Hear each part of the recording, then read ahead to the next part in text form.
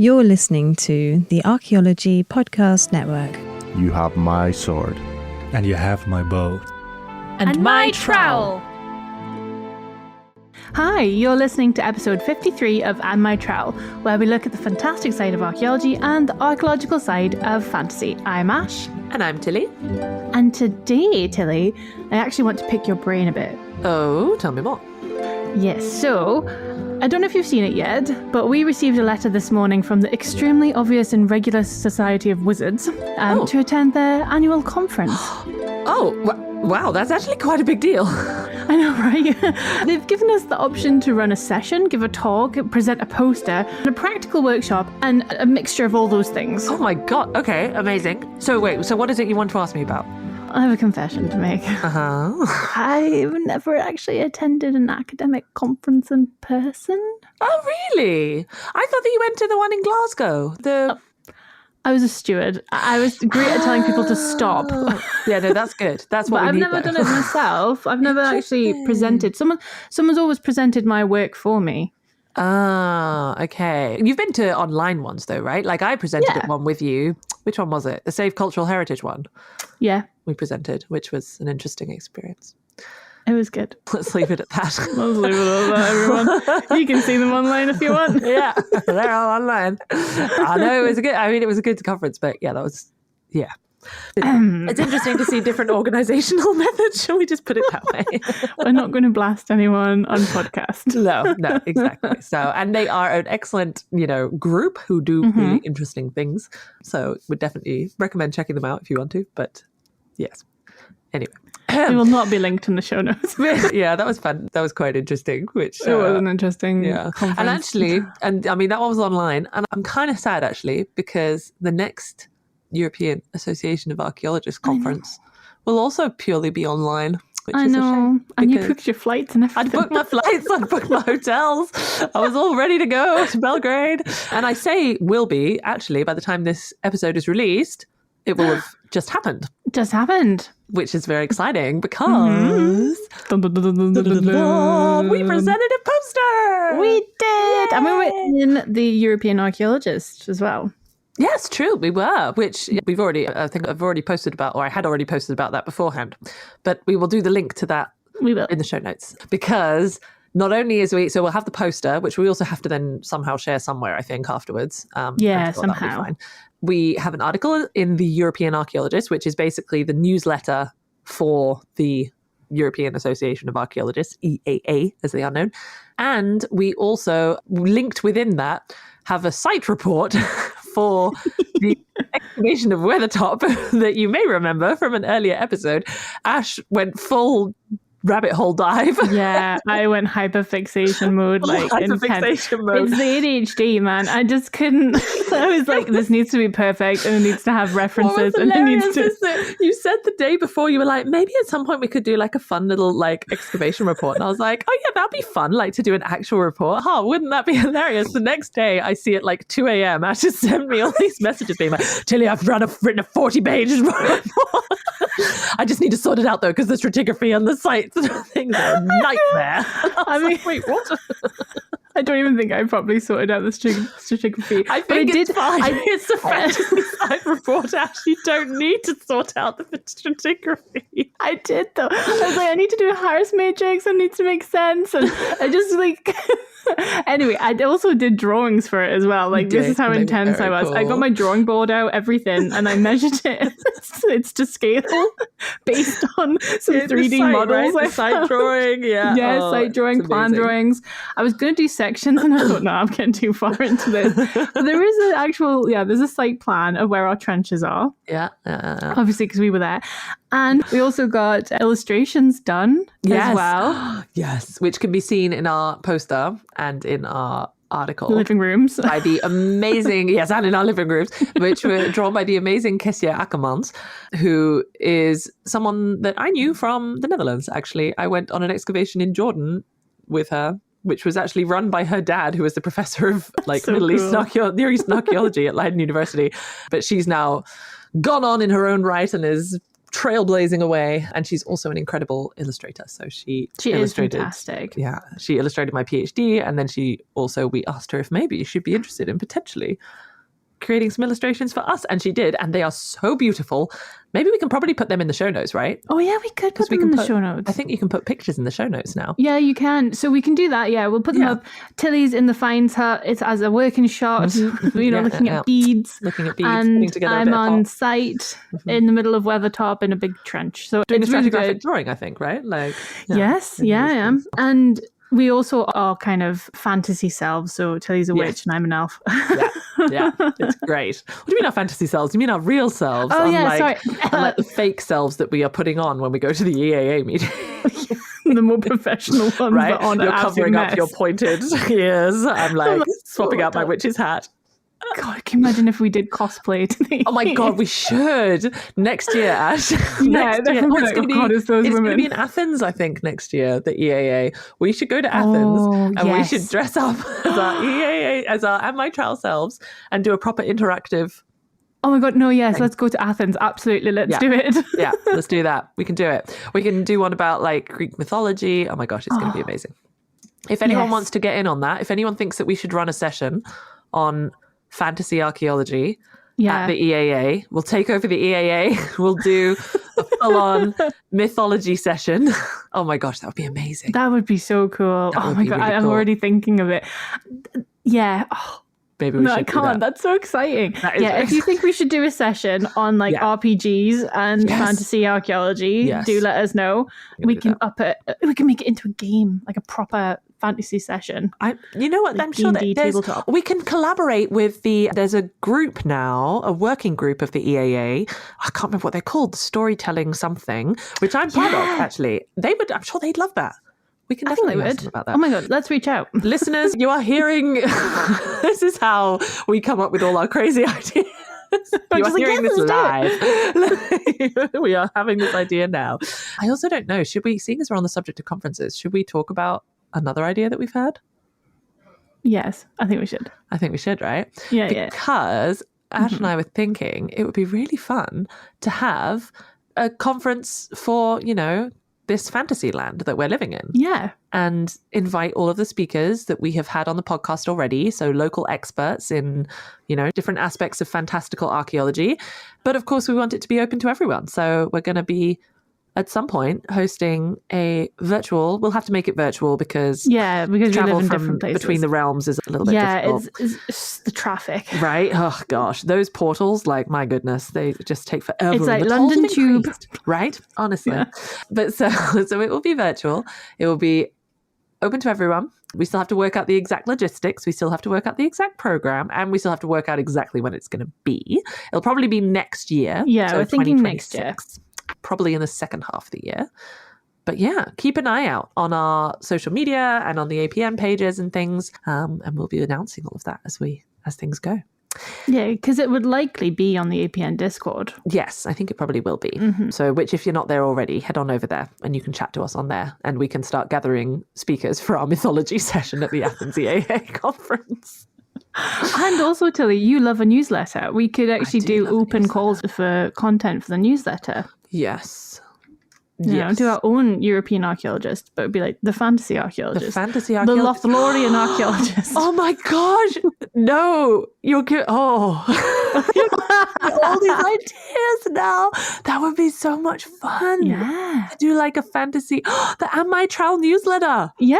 And okay, listeners. This is real time. We should rename this the Brainwave episode. We're not going to talk about not conferences. Just have brainwaves the whole time and just brainstorm and have all these fun ideas. People often ask me hey, Tilly, how do you end up with so many different things that you're doing? This is why, because I chat with like-minded people and we come up with awesome ideas. Yeah, that's pretty much how our friendship began. Right, exactly. Yeah. Hey, you seem like someone who would say yes to things. Yeah. He was like, do you want to do a podcast? I was like, yeah, that sounds great. I feel like so many people, that's for our other podcast, which is also just released on the APN as this episode will be released. Our other podcast that we have just released, the Archaeo Book Club podcast, which is also co-hosted by our fellow admin of the book club, Judith. But yes, we were writing our bios for the new APN website, which Ash has been making, by the way. Ash has been working on that. Yes, please go check it out. If anyone's tell me if there's anything wrong. No, but like go and just bask in its amazingness because it looks so good. And I'm so amazed that you've managed to get it so beautiful. But yes, we were working on the bios and I think Judith said like, oh, can't I just say like, oh, why did you want to do the podcast? Because Tilly said I should. It's like, yes. Tilly bullied me into it, like everything. I just pointed out the positives and the advantages. You bully people with enthusiasm. It's like a little puppy. People just can't say no. You're like, I've got this idea. Do you want to do it? Do you want to do it? Do you want to do it? If I say no, fine. I guess I'll do it. But yes. So yes. Okay, we've got so many things now that we're going to do them. We're going to have, we already had the idea to have the And My Trial conference next year at some point, so keep an eye out for that. But now we are also going to prepare a session for the EAA in Athens, which will be great. And we're going to start an And My Trial newsletter, apparently, because again, I do not have enough to do. So that sounds good. But what were we talking about? We were talking about conferences. Conferences. And we need to do a literature review of our conferences in fantasy fiction. Yes, yeah, true. Mm-hmm. Maybe we should start indeed, but we always do. Because I have been to a lot of conferences, actually, both online and in person, which we'll talk about again later. But I don't think I have. Oh, no, I tell a lie. I have been. Oh, well, no, that wasn't a conference.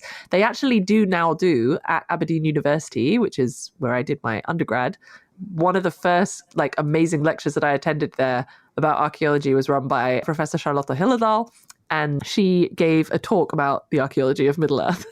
And to be honest, that was one of the things that like first inspired me to do this podcast. I was thinking about it and I was like, yeah, we should totally do that. And now apparently they have like an annual little meeting that they do, which is basically like the archaeology of Middle-earth. But then they talk about the different archaeology projects that people have going on. So some of the PhDs present their work, but like from as in a fantasy world and stuff. So I saw it the last time I was there. I was like, oh my gosh, we should totally have them on And My Trial. We do. We need to have them on. Absolutely. Yeah. And they need to be in the conference. Yes. They need to be on the newsletter. And they need to come to our session. Yes, exactly. So if you're listening, Charlotte. Anyway, but so this, I've never been to a fantasy conference. So that will be, although, well, I've been to Comic-Cons. Maybe I was going to say, does Comic-Con not count as like a fantasy conference almost? Right? I mean, for what would be, and there's also like conventions, because you must have been to some like conventions and stuff with your candles, surely. Oh, I've been to many markets. I wouldn't say. Like you mean like I do the wholesale and stuff like that. Right, where you have, but that's like you have a stand, so it's not like people are giving talks. No, they do talks as well. They do talks about the ones that are like the big wholesalers. They'll get in people like the National Trust of Scotland and larger retailers and stuff to come and give you talks.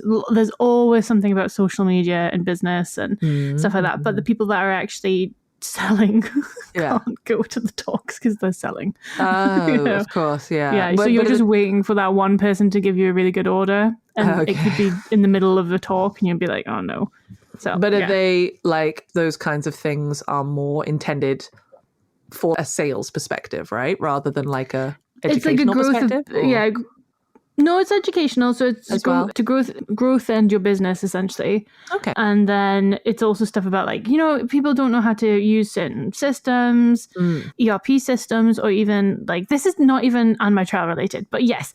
There's different other stuff I could talk about, but I won't. No, but it's interesting to see the difference because I think some people really don't if you haven't been to a conference before, it is hard to understand what it could be, like what it actually is. Because like I have also been to Comic-Con, and that was also fun, but that was indeed more like sort of stalls. And then there were talks and things, but it wasn't centered around the talks. Whereas I would say a conference is more like centered around the presentations and the talks and the posters and things. And then there might also be some cool stalls and stuff as well. But it's sort of, those are like a side thing. Well, I was thinking of like the book, not conferences, but like the conventions you go to. Yeah. That are like the book ones are romantasy conferences, and I know there's like Romanticon and like there's FantasyCon and stuff like that. And I know a few of our previous guest, Jen, she's a writer and she goes to all those kinds of stuff as well. And there are talks, like the writers are invited to give talks, and that's what you go for, to see the writers. And the authors. And then you can buy their book as well. Yeah. No, but so maybe that's more in line with what a fantasy conference would be in a fictional world. Yeah, I guess it depends indeed what the topic would be. Like a fantasy archaeology one, but you could still have then like, usually at an archaeology conference, you'll then have like a stall selling like excavation equipment, like trowels and little measuring tapes and those sort of things. And then you'll have all of the academic publishers and then they'll be selling all the books and you can usually get like a discount price from the books things. And then sometimes you'll have people selling, or not selling, but sort of promoting their like software or their platforms that would, help with excavation techniques and storage, data management, that kind of thing. The last one I went to which was in Rome, the EAA in Rome last year, actually. They had basically a research project going on. So they were kind of enlisting people to come and do a quick experiment with them and like that kind of thing. So yeah, there's all sorts of stuff that can go on. But yeah, thinking about like fantasy examples, I actually personally I couldn't think of any off the top of my head. I had to consult the magic mirror. I don't know if you had thought of any. Well, the only one I could immediately think of was Discovery of Witches, but that's because it's an academia setting and it's modern. It's not in a fantasy world. I mean, there are fantasy creatures like vampires. I mean, one of the main characters is a professor and a vampire, which is usually quite a good combination, I found. Well, and she's a witch, right? The main character. Yeah, so, and the main character is a witch, and she's a historian. Yes. Yeah. So that's the ones that I was thinking of, but I can't think of anyone that has like a specific fantasy convention in it, or like because I had the same thing. I was like, I know lots of like fantasy academia books, but like the Terry Pratchett wizard ones, I had to get them in somehow. But yeah, I couldn't really think of any that had like an actual like convention or a conference. So I looked up in the Magic Mirror, and they actually also had very few compared to usual. One that they suggested was Deep Secret by Diana Wynne Jones, which I haven't read. No, but I love I love Diana Wynne Jones, so probably would read it. I think this is a young adult one where you basically have a Magid, aka magician, Rupert Venables, and they need to choose a replacement for kind of a particular role, and decides that it will be easier to just gather all of the candidates, which are sort of magical individuals from sort of across the multiverse, at a science fiction convention called Phantasmacon in England. So it's sort of set in the real world, but it's about like a gathering of fantasy people, but it's at like a real world event. And yeah, so it's like chaos ensues basically, which to be fair is what usually happens at general conferences as well. So yes, that's kind of a more fun representation. And then you also have Shatterglass by Tamora Pierce, who is also one of my favorite authors. And I think we've spoken about her before on the podcast. And I have actually read this one, and I had forgotten about it because I read it ages and ages ago, where it's the last one in the Circle Opens series, which is like a quartet. And it's about the mage, Nico, who attends a conference of mages at a university in the city of sort of Tharios. So it's not about the conference, but like that's the sort of opening setting, and it's kind of the catalyst, I guess, of things happening and meeting people and introducing characters. So yeah. So there's only two that we can think of. Right? Definitely something missing. Fantasy authors listening in, you need to write some more about like fantasy conferences. I did read a beta novel, I was a beta reader for someone, and they had a conference in it, and I was like, oh my God, and it was fantasy, and I can't say it because it's like, it's not out. Yeah, okay, fair. So someone's doing it out there. It'll be there soon. Yeah. I've just realized I should probably be taking notes, right? True. Okay, we should both be. Hang on. Let me get a scroll and a quill, and I'll be right back. Okay, I'm ready. Let's continue. Okay, so we know what kinds of admittedly limited examples there are in fantasy worlds, and we know all of these great ideas that we have for the future. But in order to decide what we want to do, let's go through the different options. So you said that they'd given us like a couple of different options of what we could do. Yes. So first, there's the option to chair a session. Okay. So that's basically, you're in charge of the session, which is what we're now going to do at Athens next year. Oh, yeah, of course, because they've definitely accepted us. Right, they will definitely accept. To be fair, the EAA has like 1,000 sessions. It's ridiculous. It does. Last year they had, I think, 840 sessions, which is ridiculous. Insane. It's insane. And a lot of it, they do online as well, don't they? And then some of it they do it online too, which is actually quite useful. With the whole online thing, actually, that was something we should have talked about too. Like the fact that, so during COVID, a lot of conferences, of course, couldn't meet up in person, and nearly all of them switched to then being online. And most of them have actually now, even though you can hold them in person now, they've actually continued to hold them hybrid, which I think is really good. Like, I think that it's so much more accessible and easier. I mean, I was quite biased because I basically had 2 children during the sort of COVID time, 2 babies. So I couldn't have traveled as easily for things, but I was still able to attend all of these amazing conferences because they made them hybrid or they kept them online. Yeah, that's a boon for people, isn't it? Because often as well, sometimes people can't afford to take flights and go to a different country for a while. And, you know, so you're making it accessible for the knowledge that is given. And that's great, isn't it? Yeah, so, exactly. Yeah. And it's a affordability, it's practical things, it's family commitments.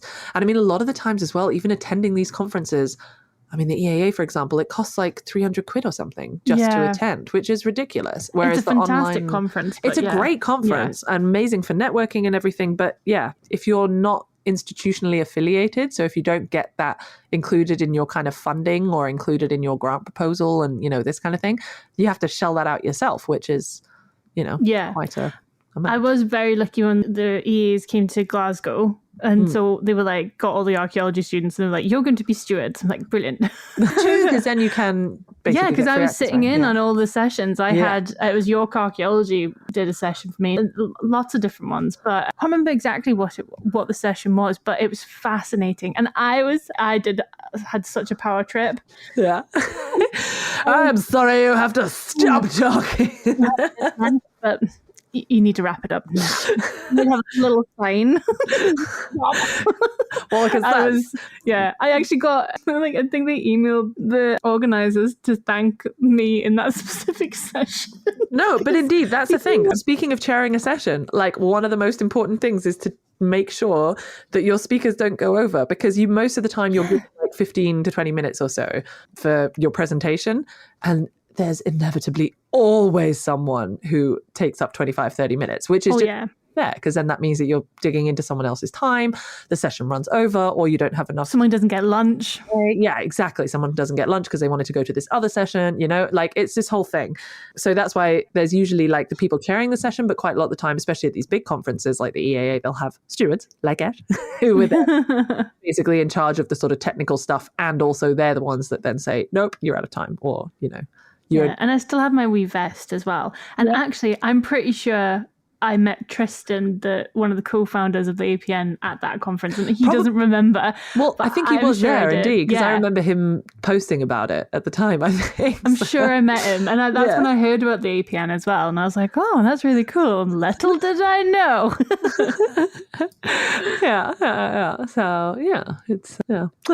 So, anyway.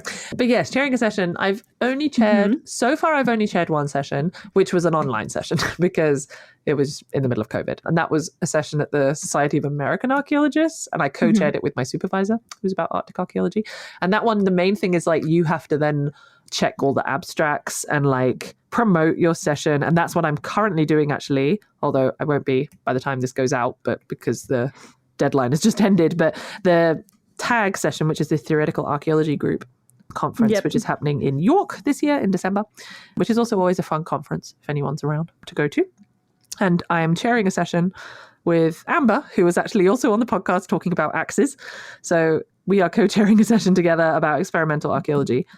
But yeah, it's mainly been, you have to like really promote the session, get all the speakers, review all the abstracts, give feedback, you know, basically make sure you're on top of all your speakers and make sure everyone's coming, make sure everyone knows what they're doing, you know, all of these sorts of things. So it's definitely a lot more responsibility, I would say, to chair a session. You're like the mother of it. Exactly. We really are growing up after all of these grown-up children who are academics and are, you know, allegedly amongst the most intelligent in the world, and then somehow don't understand what 15 minutes is.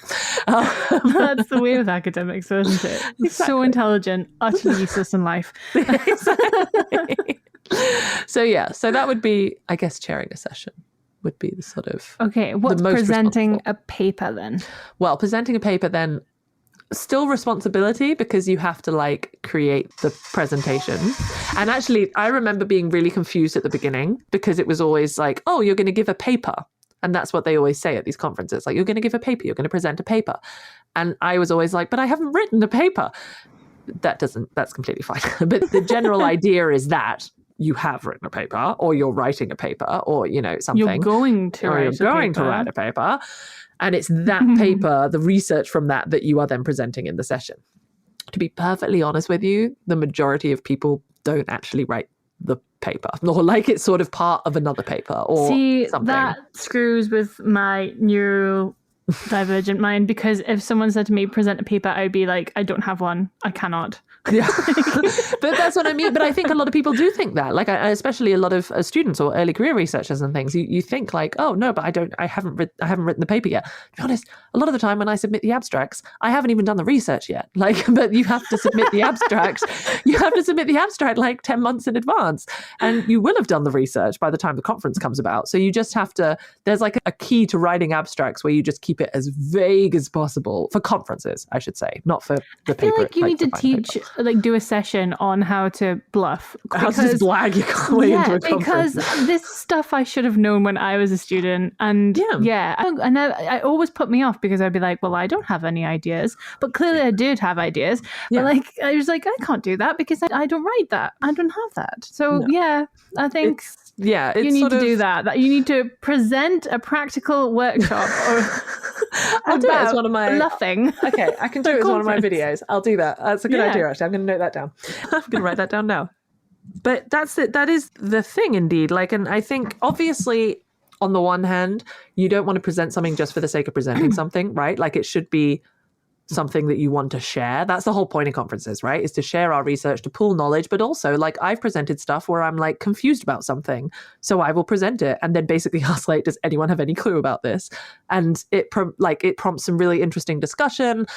There's a lot of things that you don't realize are actually interesting in your own research because they're just like standard for you, right? It's almost like doing a creative work, you know, and then you're like, oh no, but this isn't good, but someone else coming in afresh will be like, oh, wait, what? Like, this is a thing? Wow, you know, like... That's really nice. That's nice kind of co-working, like, you know, sharing knowledge. Like, I remember I went to, well, it was like a commercial kind of lecture series. Okay, so about like what's going on in commercial and presenting sites. And one of my sites was presented, but there was these academic guys and counter archaeologists that just started fighting with each other, like verbally fighting. Hilarious. Like, well, of course you think that, you're the counter archaeologist for Edinburgh. That is always hilarious, especially if you have big names in a session and then it just starts and you're like getting the popcorn out and going like, it was like verbal ping pong. I was like, there's like 30 years of experience that I can't catch up on right now. Yeah. No, and I mean, it can definitely be a little intimidating sometimes, especially if you're in a session with like biggish names. But I think don't ever think that your research is not viable or is not interesting enough. Also, worst case scenario, you submit the abstract and then it gets rejected, and that's fine. You know, like, that's true. At least you submitted it, and maybe it is amazing and they accept it and you can talk, and you know, that's also pretty cool. I would say the same for submitting a poster. Submitting a poster is a bit different because usually you don't have to give a presentation about it.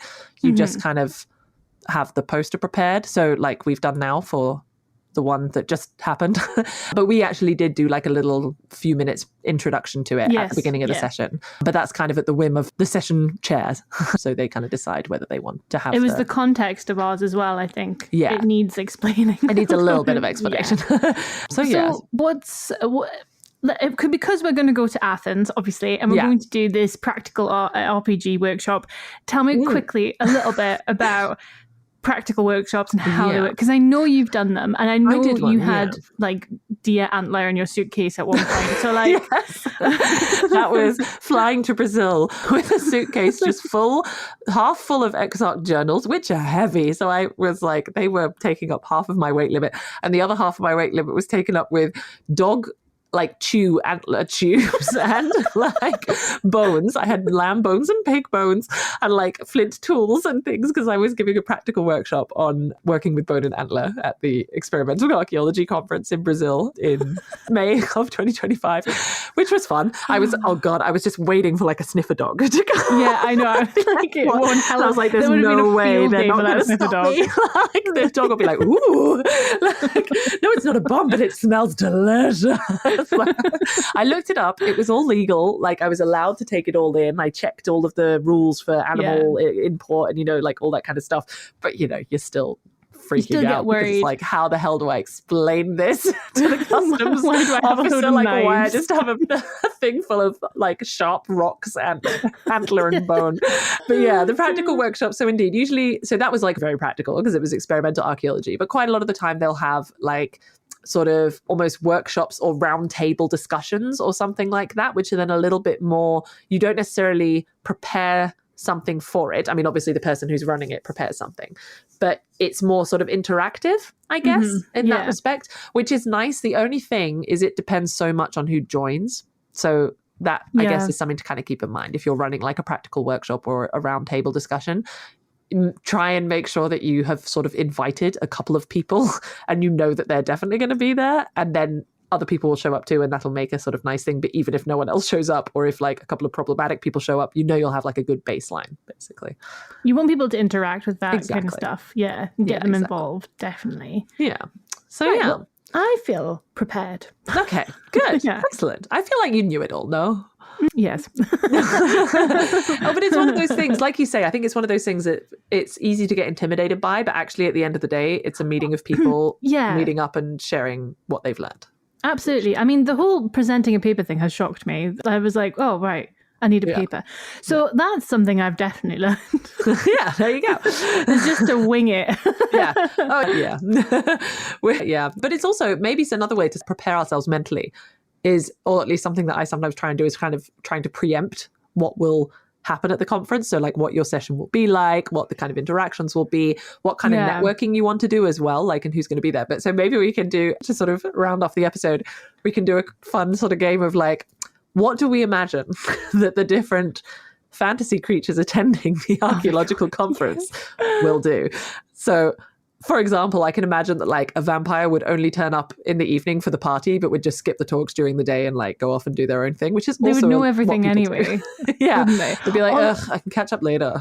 Or they'd be some like mad scientist that would really want to like show their a necromancy vampire where they'd really want to show the research that they've been doing for centuries on their own. Oh, this is the thing. Yeah. Oh my gosh, yeah, you'd have the classic like a really specific site that is not at all relevant to anyone else, and you're there going like, great, another talk about this site. I've heard this at every single meeting that you've presented at. Or it would be like something on their like bloodline. You'd be like, yeah, but can your research be replicated outside of that bloodline? Can we like verify replicability? That's what science is all about. Yeah, and then they'd be like, no, because I need to turn you, and my bloodline's really like precious. And you'd be like, great, so all of this is just made up. Great. So you're really wigging it. There we go. Yeah. And I didn't present a paper because I thought my research was irrelevant, but you've just taught for 35 minutes because you're just ignoring the person at the front of the class about your own heritage and bloodline. Great. Great, thank you. It's like, I knew your great-grandfather and he was rubbish, so I'm not going to listen to you. Oh, yeah, that would be the ultimate no. You can't do anything. Because they'll be like, well, actually, no, I think you'll find that I spoke with this person who you're quoting, and actually they didn't think that at all. And you're like, damn it. We know some people are still like that, even if they're not vampires, but you know. Yeah, I think you'll find that actually. Or like, is it plagiarism if like you've talked to the person or had like a vision about them?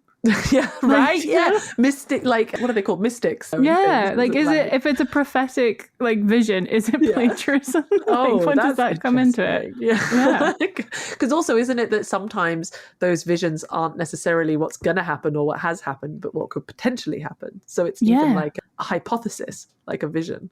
Yeah, how are you going to prove that hypothesis if it's a vision? Yeah, exactly. But I'm trying to think of other examples. Oh, wizards would 100% be there because they are the academics of every they are fantasy world, and they would be at length. Yeah, like explaining why you're wrong. Oh, they'd be the like, I don't have a question. It's more of a comment. Yeah, you're like, oh. No, they'd just be having discussions long into the coffee break. And they would go on rambling, and you'd be like, I still don't understand. You're just sitting there eating your biscuit, like, yeah. You'd slip out and come back in again 20 minutes later, and they'd be talking about the same thing. It was like, but I don't understand why he said that. Obviously. Yeah, no, I think the wizards would be the main problems, which would they would be. Yeah. They'd be firing like fireballs at each other. Yeah, exactly. Like that. The discussions would get heated, literally. Yes. More than a verbal whiplash. And I feel like the werewolves would just eat all of like the free pastries at the coffee breaks. And well, you'd have to logistically think about full moons, wouldn't you? Because then you'd have to be like, make sure that it doesn't fall on a full moon. Yes. Otherwise, you will actually have a wolf. Yeah. In your, like, you'd have several like lycanthropes just suddenly turning into lolling at the front with their tongues hanging out. Yeah, like, oh my god. Like, here's Professor Wolfson, and you're like, oh no, he's a wolf. Never mind. Blast. Okay, we'll just have to do that online later.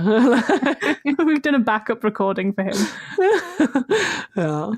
So, it's a few examples. Can't think of any others off the top of my head.